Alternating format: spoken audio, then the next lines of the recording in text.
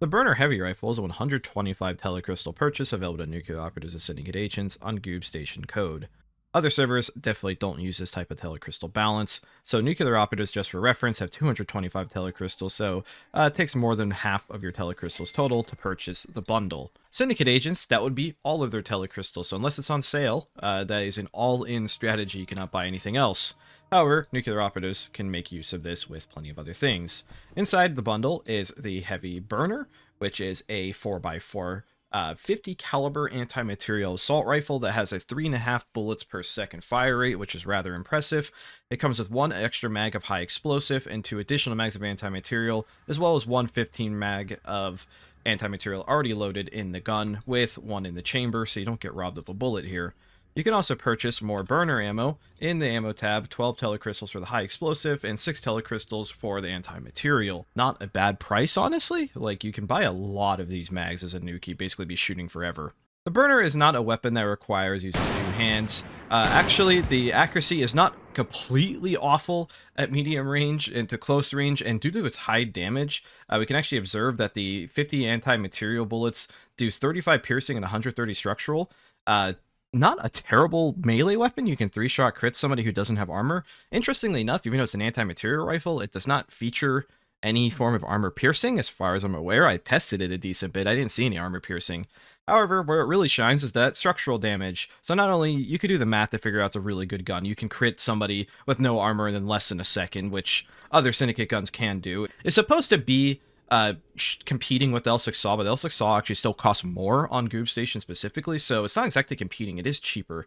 Where this weapon shines, though, is that structural damage. You can actually 4-shot a solid wall, will 3-shot it, and then the 4th shot will kill the girder, which that's actually rather impressive. Being able to shoot through an apartment's wall if somebody's taking cover behind it, especially when you could just get ammo as cheap it is for somebody like a Nuki, is incredibly impressive. If you have nearly a full mag, you actually can shoot through a firelock, which firelocks are usually the bane of nuclear operatives, but I would still try to find other solutions for firelocks than having a gun through with a burner, but that is something you can do.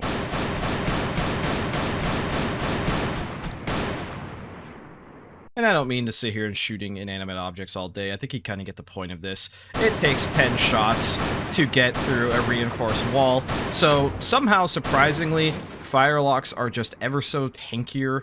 And the whole reason why I'm making this video is purely because of the high explosive ammo that you can use in the burner.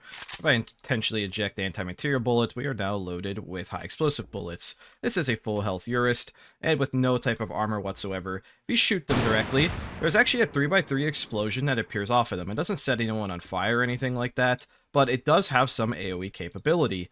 It does 45 damage to an unarmored target, but that is split between explosive damage and direct damage. If you examine the cartridges of the high explosive, we can see that it does 10 pierce, 5 heat, and 20 structural. However, these bullets do not indicate the actual explosive damage. So since we did 45 damage, we can actually indicate that 30 of that damage is from explosive damage directly. So that means that this is actually a hybrid damage bullet, which is very interesting and balanced overall. Again, these are not armor piercing, so if somebody has like a bulletproof vest, that doesn't give them much explosive resistance, so you can still kind of shoot through it. However, if you're shooting something like the research director, who has an explosive resistant armor set, you'll actually be doing less damage per bullet with this than you would with the just normal anti-material round. So the burner is a really interestingly balanced weapon for that regard. However, due to the AoE factor of this, you can actually spray through department walls really impressively, and I feel like that's probably the last thing I'll cover. I'm mainly only making this because I think the burner is a really cool gun. Just using high explosive rounds on this wall, you can just see why I think this gun's so neat. You could just delete an entire section like you're firing an almost automatic China Lake. And I mean, I like the China Lake, so I guess it's natural I like the explosive. And I got a fucking glass shard embedded in me. That's impressive. Anyways, that's really it. You can do the math numbers in your head for how effective this is. I'm just showcasing an item that you won't even know exists unless you play Goob Station.